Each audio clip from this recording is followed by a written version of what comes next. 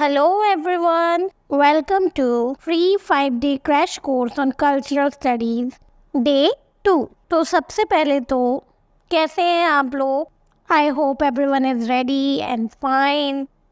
Now अगर cultural studies पर आपने पहला वाला लेक्चर नहीं देखा है जो कि था फाउंडेशन ऑफ कल्चरल स्टडीज़, वो आप जाकर ज़रूर देखें, ये मेरी रिक्वेस्ट है।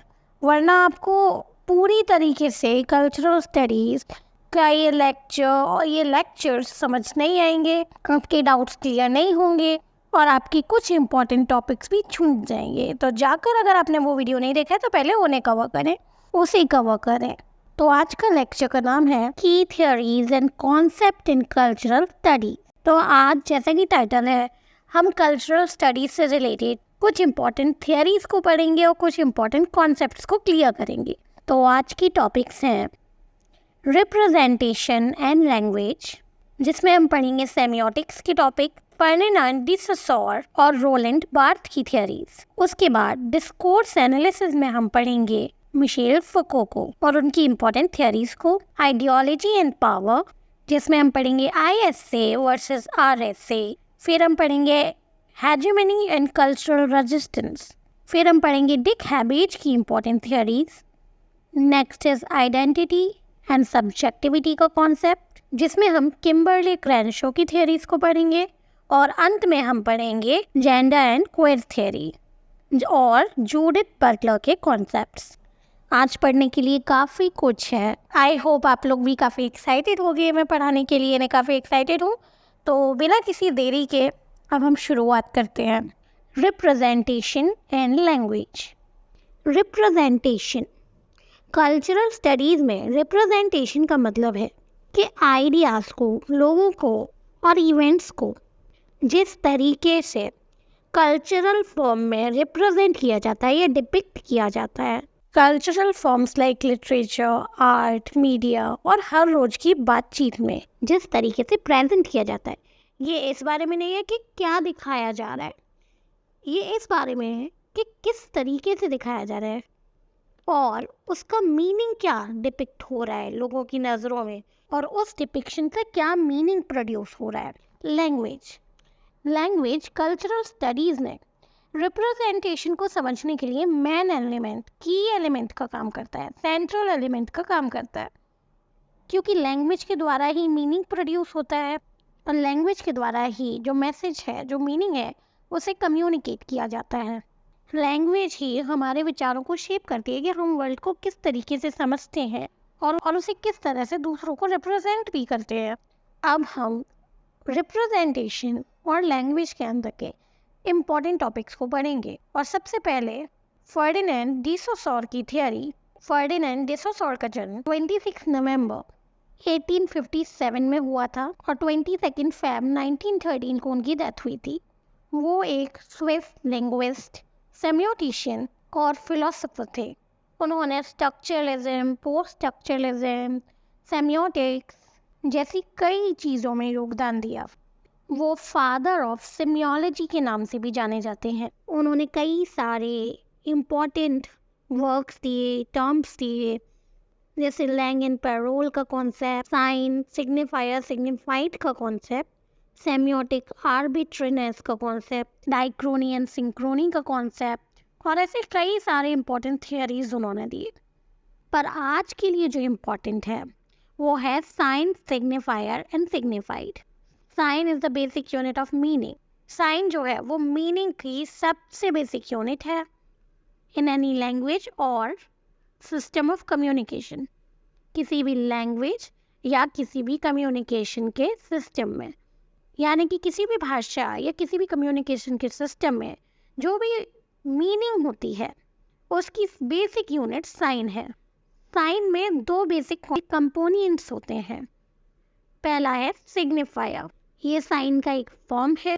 कोई भी साउंड, कोई भी शब्द, कोई भी सिंबल हम बोल रहे हैं, देख रहे हैं, सुन रहे हैं, तो वो सिग्निफायर होगा हमारे समझने के लिए।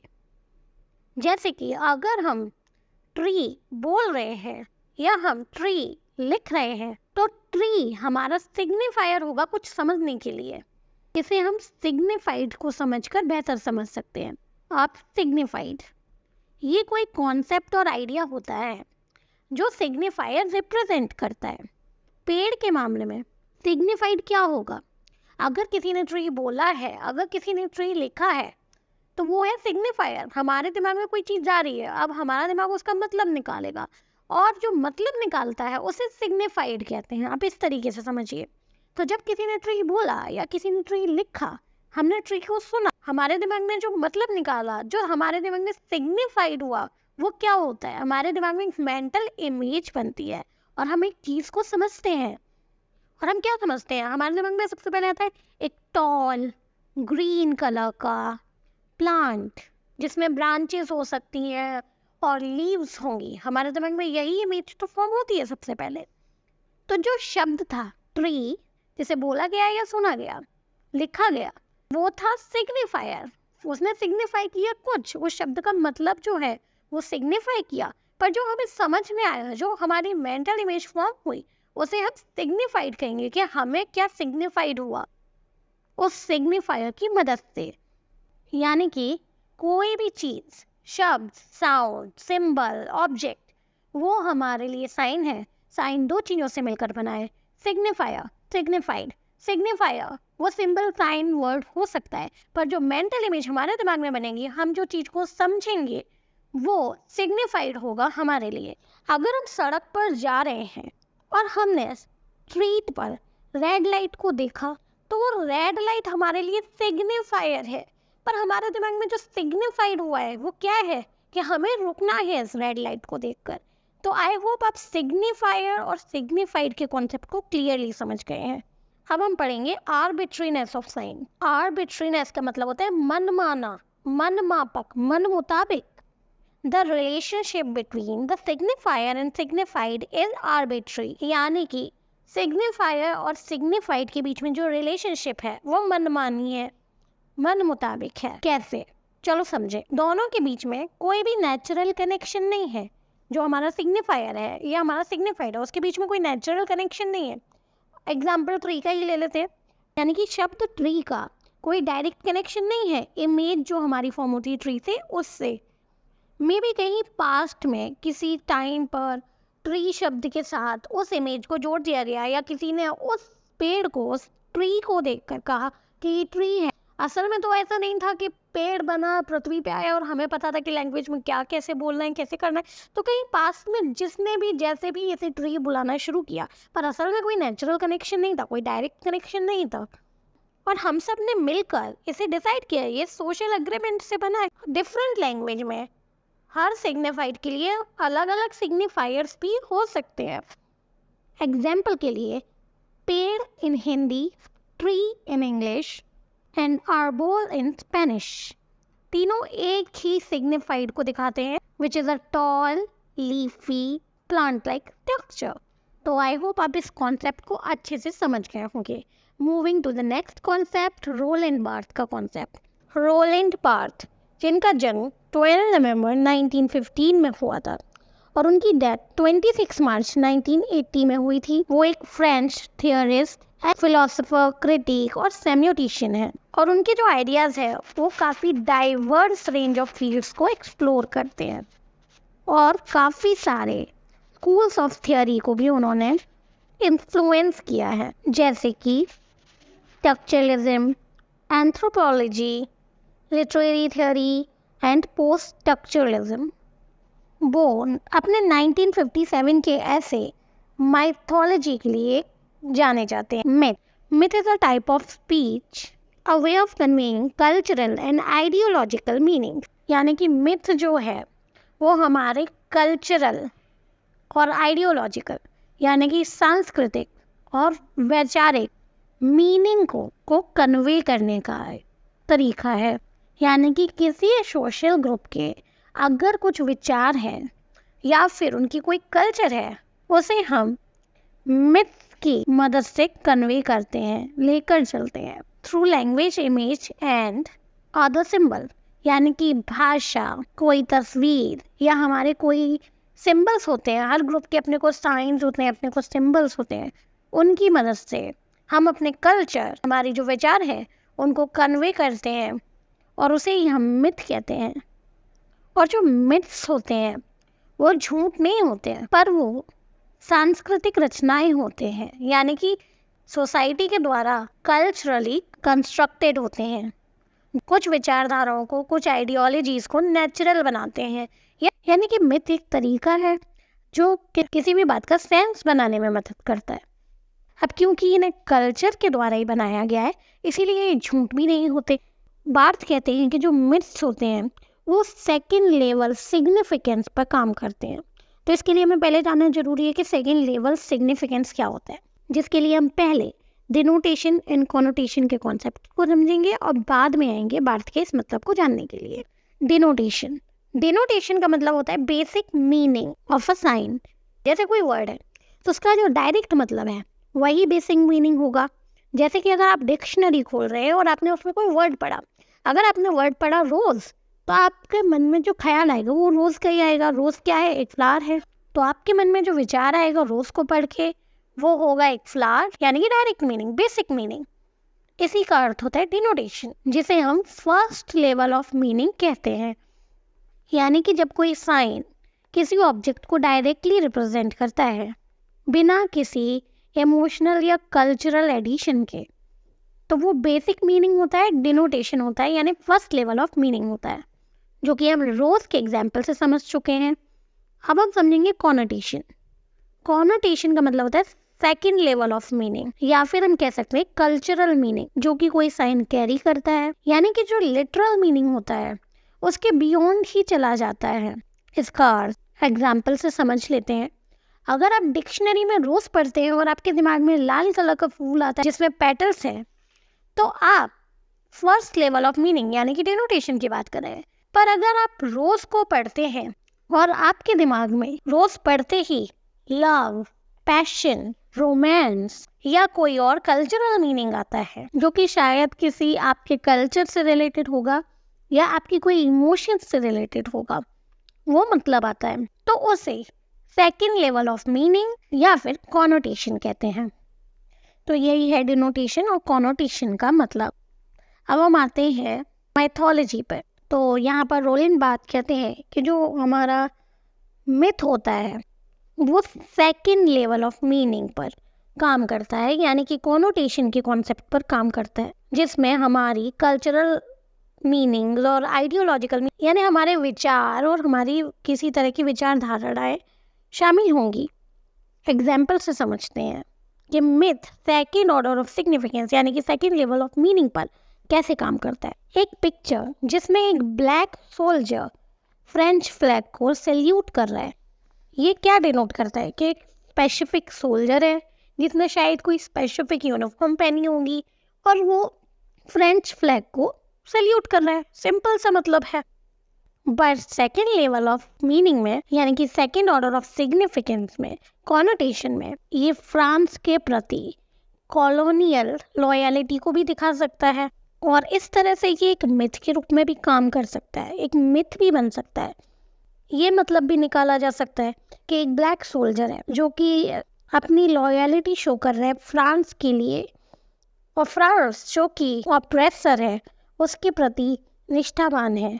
यानी कि ये एक मिथ भी बना सकता है कि कैसे वहाँ के जो कॉलोनाइज्ड लोग हैं वो लोग फ्रांस के इस ऑपरेशन का समर्थन करते हैं। तो मिथ इस तरीके से काम सेकेंड ऑर्डर ऑफ सिग्निफिकेंस में।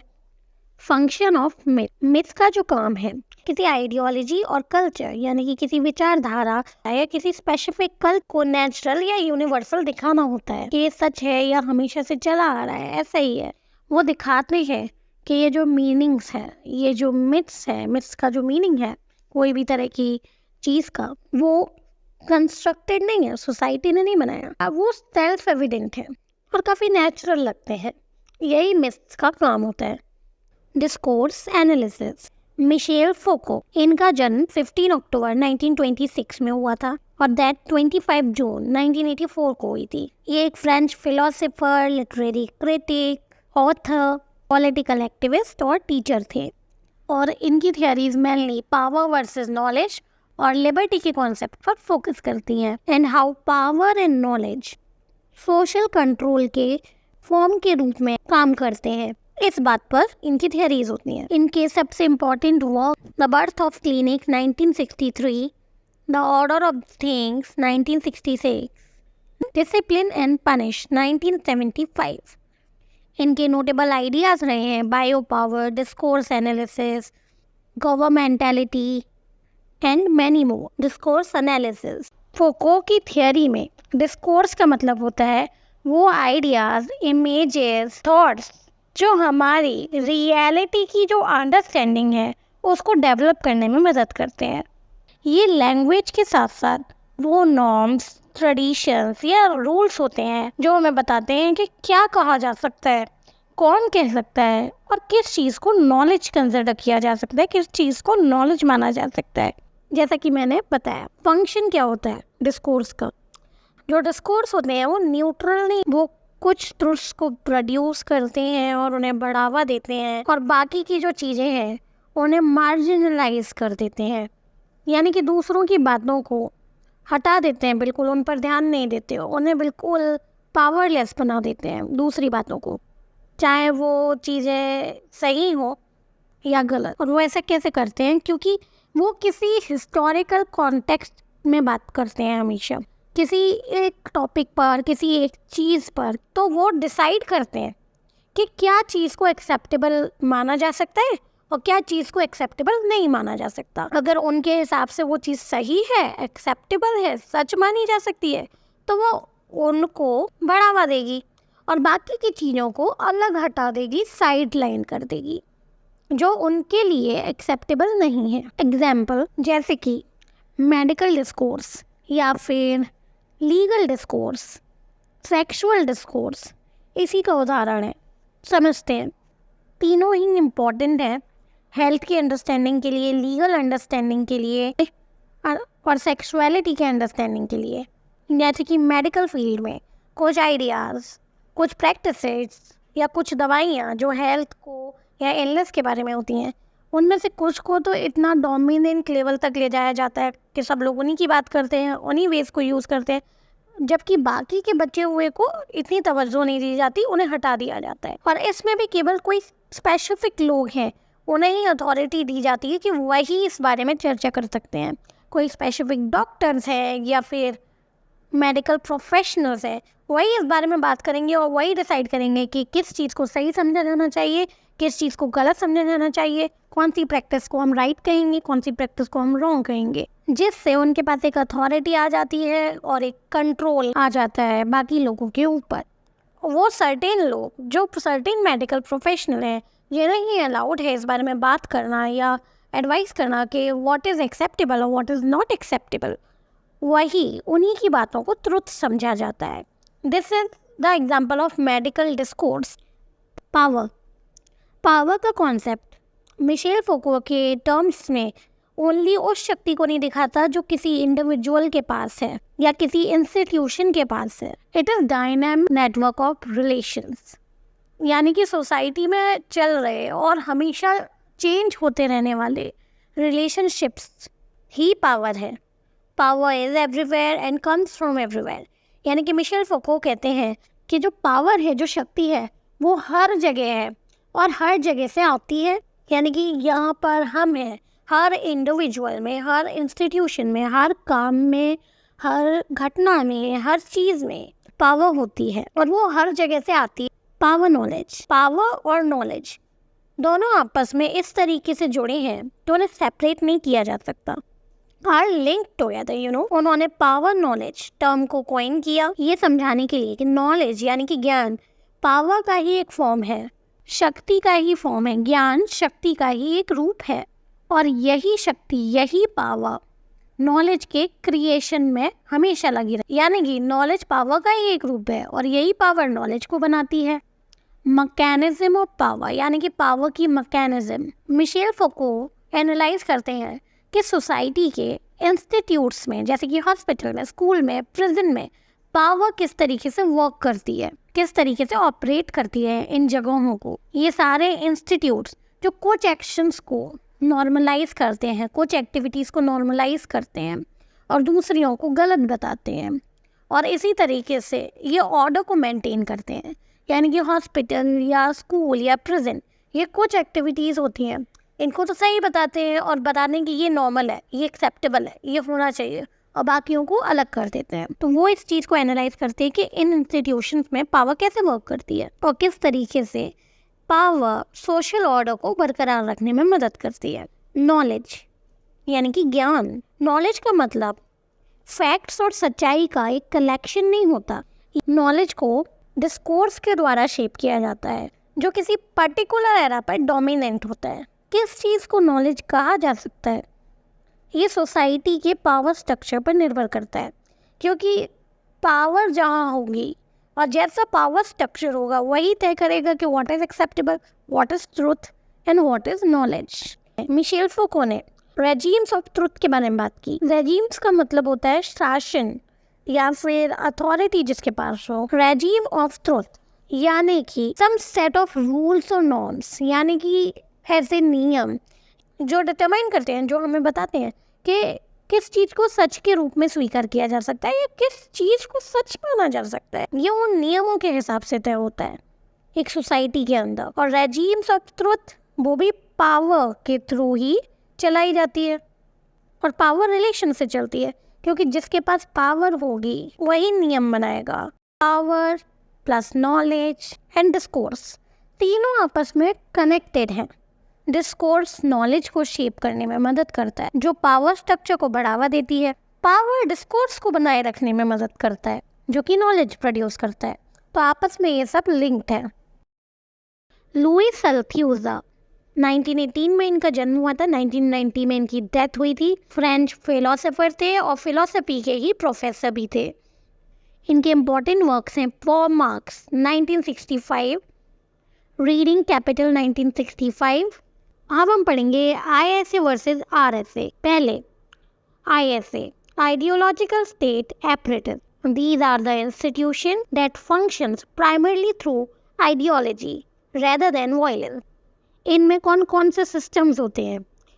Family, educational system, media, religion और कल्चर, ये सब ISA में आते हैं। यानी कि वो इंस्टीट्यूट्स तो वायलेंस का इस्तेमाल नहीं करते बल्कि विचारों और संस्कृति का इस्तेमाल करते हैं। ISA रूलिंग क्लास के जो विचार होते हैं उन्हें रिप्रोड्यूस करने का काम करता है, पर ये लोगों के विचारों को और उनकी मान्यताओं को सोसाइटी का जो एग्जिस्टिंग ऑर्डर है, यानी कि जो पहले से ही ऑर्डर बना हुआ है, उसके अनुरूप ढालने की कोशिश करता है। ISA बिना किसी दबाव के, किसी पर प्रेशर बनाए बिना, किसी पर शारीरिक या मानसिक दबाव बनाए बिना लोगों को शेप करने की कोशिश करता है, सोसाइटी को शेप करने की कोशिश करता है।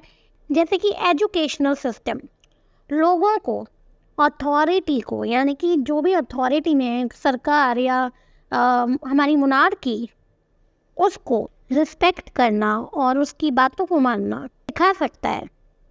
वो लोगों को स्टेटस को, यानी कि जैसा चल रहा है, जैसा भी है, उसे वैसा ही स्वीकार करना सिखा सकता है और सोशल ऑर्डर की फेयरनेस में विश्वास करने के लिए सिखा सकता है। क्या जैसा चल रहा है समाज में एकदम सही चल रहा है, जो अथॉरिटी में है वो एकदम सही कह रहा है, ये हमारा जो एजुकेशनल सिस्टम है वो चाहे तो लोगों को सिखा सकता है बिना किसी वायलेंस का यूज़ करे। तो ये एक ISA का एग्जाम्पल है। ISA में जो अथॉरिटी है उसको मेंटेन करने के लिए या अथॉरिटी के प्रति लोगों को मेंटेन रखने के लिए, एक सोशल ऑर्डर बनाए रखने के लिए कुछ ऐसे छोटे मोटे काम करता है जिनसे जो हमारी सोसाइटी में चल रहा है, जो एग्जिस्टिंग ऑर्डर है, वो नेचुरल लगने लगता है। ऐसा नहीं लगता कि वो किसी ने बनाया है या अथॉरिटी उसको चला रही है अपने हिसाब से, वो लोगों को नेचुरल लगने।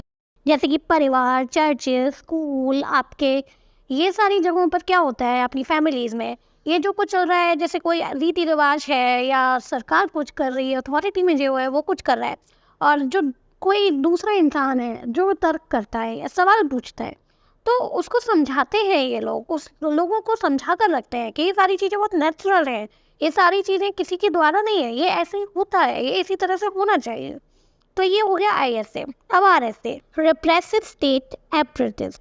ये वो इंस्टीट्यूशंस होते हैं जो फोर्स से काम लेते हैं, जो दबाव डालकर काम निकलवाते हैं। इसमें गवर्नमेंट, पुलिस, जुडिशियल सिस्टम और मिलिट्री शामिल होती है। RSA जो होता है वो रूलिंग क्लास की जो आइडियोलॉजी होती है, उनके जो विचार होते हैं, उन्हें लोगों पर थोपने का काम करते हैं, इन्फोर्स करने का काम करते हैं। इसके लिए चाहे उन्हें वायलेंस का यूज़ करना पड़े, चाहे धमकियाँ देनी पड़े ऑर्डर को कंट्रोल करने के लिए। इसमें पुलिस या मिलिट्री प्रोटेस्टर्स को या जो लोग उनसे सहमत नहीं है उन लोगों को दबा सकती है लॉ एंड ऑर्डर को लागू करने के लिए। उन पर वायलेंस का यूज़ भी कर सकती है। वो अपने हाथों में डायरेक्ट कंट्रोल लेते हैं। दूसरा जो वर्ग होता है उसको सप्रेस करते हैं, सप्रेस करने की कोशिश करते हैं, और आमतौर पर जो रूलिंग होता है, जो अथॉरिटी होती है, उनके समर्थन में होते हैं। और आमतौर पर ये लोग ही पहले रिएक्ट करते हैं जो अगर उनको लगता है कि जो रूलिंग है या अथॉरिटी है उनके खिलाफ कोई जा रहा है या बोल रहा है या उनको धमकी दे रहा है या धमका रहा है, तो उसके खिलाफ ये लोग पहले होते हैं जो एक्शन लेते हैं। इनके एग्जाम्पल पुलिस होती है। जैसे कि अगर कोई लोग प्रोटेस्टर्स प्रोटेस्ट कर रहे हैं तो उनको हटाने के लिए जो पुलिस चाहती है वो आरएसए का ही एग्जाम्पल है। इंटरपेलेशन, लुईस अल्थ्यूजर ने इंटरपेलेशन का कॉन्सेप्ट दिया। ये उस प्रोसेस को दर्शाता है जिसमें कोई भी इंडिविजुअल अपने आप की एक आइडेंटिटी को क्रिएट करता है, एक स्पेसिफिक पहचान के अंदर वो अपने आप को जानता है, और इससे लोग अपने आप को सोसाइटी में जो उनकी एक भूमिका है, एक रोल है, उसको समझते हैं और पहचानते हैं। और जो डोमिनेंट आइडियोलॉजी होती है उनके आसपास, उसका एक सब्जेक्ट बन जाते हैं। अब इसे एक एग्जाम्पल से समझते हैं। अगर एक क्लास है, इमेजिन कीजिए उसमें एक बच्चा है और टीचर ने बच्चे को इस तरीके से बुलाया, यू देयर जॉन। तो जब जॉन रिस्पॉन्ड कर रहा है तो वो केवल अपने नाम को नहीं पहचान रहा है, पर अपना स्टूडेंट होने का जो उसका रोल है, तो उसके स्टूडेंट होने के रोल के साथ जो एक्सपेक्टेशंस बंधी हुई हैं उन्हें भी पहचान रहा है। और ये जो सिंपल सी घटना हुई है इस क्लासरूम में, यही इंटरपेलेशन का एक एग्जाम्पल है। जॉन एक स्टूडेंट है और स्टूडेंट होने के साथ जो सर्टेन रूल्स और नॉर्म्स आते हैं, उसकी जो आइडेंटिटी क्रिएट होती है, वो उसे पहचान रहा है। और यही एजुकेशनल आईएसए का एक उदाहरण है।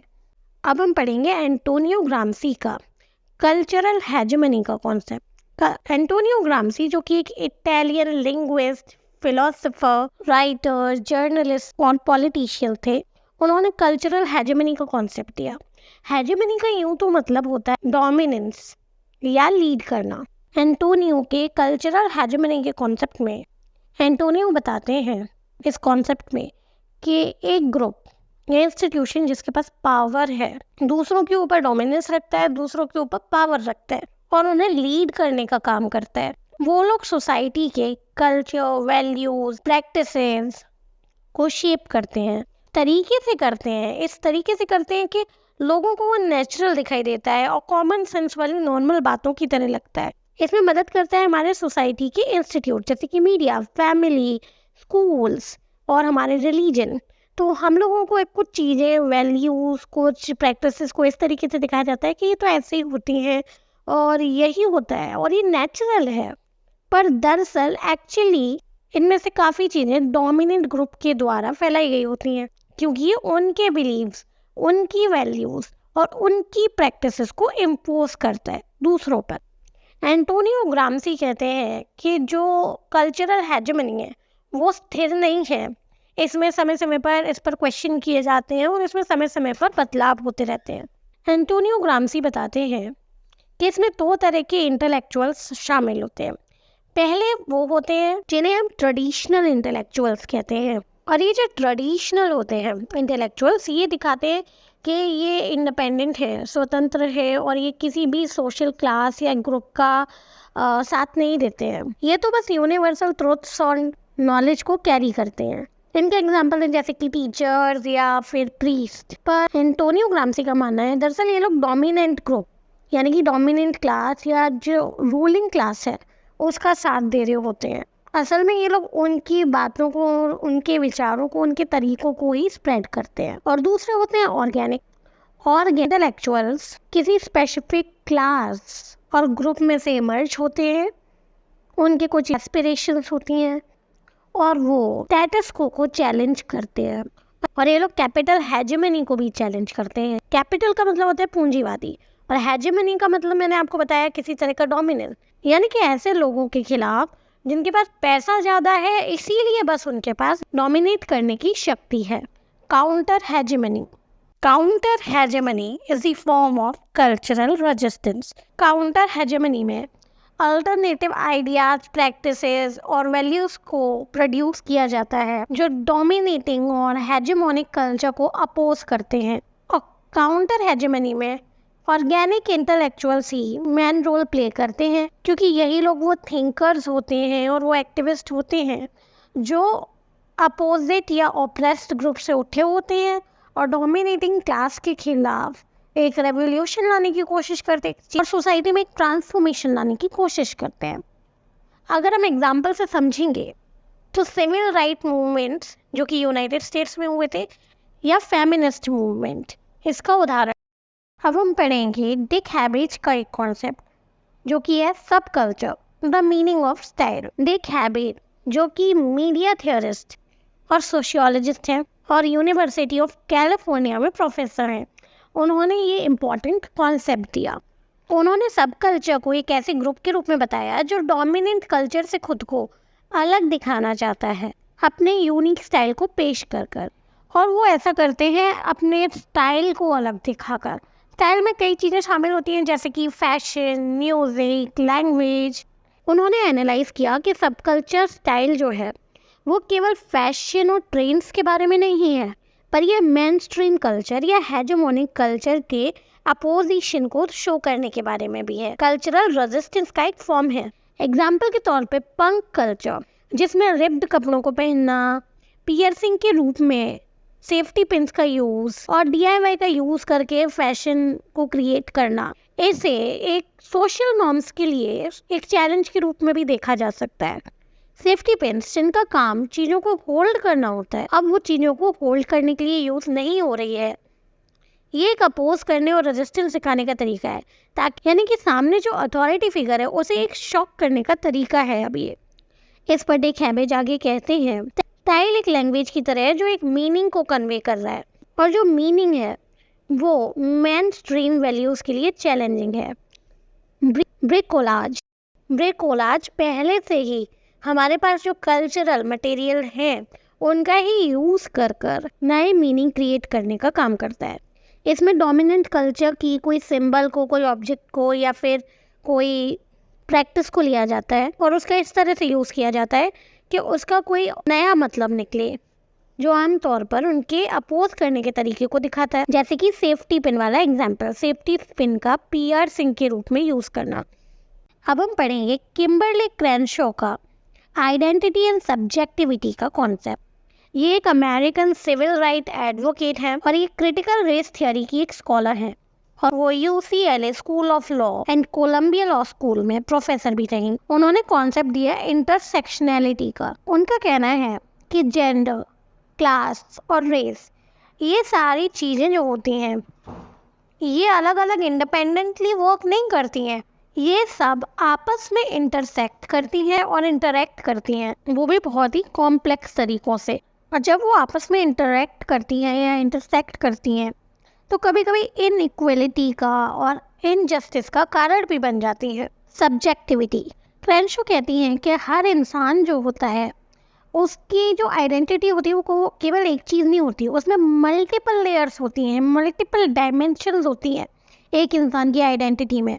जैसे कि अगर हम दो औरतों की बात कर लें तो एक औरत ब्लैक है, दूसरी औरत वाइट, दोनों के क्लास अलग हैं, अगर दोनों के बैकग्राउंड्स अलग हैं, एक्सपीरियंसेस भी अलग होंगे, तो इन चीज़ों से काफ़ी फ़र्क पड़ता है।